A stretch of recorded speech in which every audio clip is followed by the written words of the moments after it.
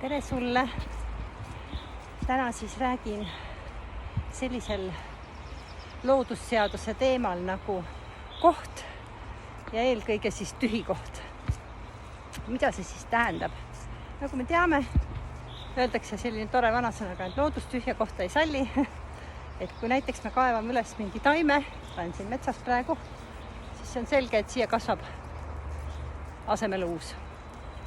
Ja täpselt samamoodi on meie süsteemis sees see, et kui näiteks meie suguvõsas on keegi välja lükatud, heidetud, visatud, see on ükskõik missugusel põhjusel. Kas see on siis olnud mingisugune keeruline lahkuminek, kas see on olnud võib-olla mingisugune selline alkoholi tarbimine või narkootikumid, enesetapp, lahkunud kuidagi inimene mingisugusel arusaamatul viisil, siis me tihtipeale lülitame selle inimese nagu välja. Me ei räägi sellest, me ei anna sellele kohta, me oleme ta täiesti oma süsteemist ja suguvõsa süsteemist välja lükanud.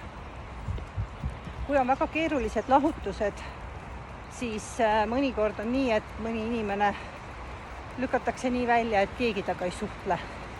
Ei suhtle lapsed, ei suhtle elukaaslane või abikaasa ja võib-olla terve perekond isegi, kui ta on teinud sellise valiku, mis teistele võib-olla ei sobi. Ja mingi aja möödudes sünnib siis suguvõssa laps, kes hakkab seda siis nähtavale tooma. Ja ma olen nii palju kuulnud neid lugusid, mul on käinud väga paljud inimesed minu juures, kes ütlevad, et mul on nagu selline tunne, et ma ei ole nagu üldse selle suguvõsa liige või ma ei ole selle perekonna liige. Tasub otsida neid inimesi, selgeks teha, kes on suguvõsast välja lükatud või heidetud. Ja täpselt sama toimub ka meil näiteks äris või ettevõtetes. Kui on inimesed ära saadetud mingisugusel põhjusel, koondatud või lihtsalt mingil ebameeldival konflikti saatel ära saadetud, siis see tähendab seda, et need kohad on sellised jutumärkides ebasobivad, inimesed hakkavad sealt kiiresti ära liikuma, tekivad pingeolukorrad teiste inimestega ja seda töökohta, kus sellised pingeasjad on, seda saab vaadata see inimene ka, kes on sinna kollektiivi tulnud ja ise ka lahendada. Parem muidugi on, kui seda teeb keegi veidi kõrgemal positsioonil olev inimene.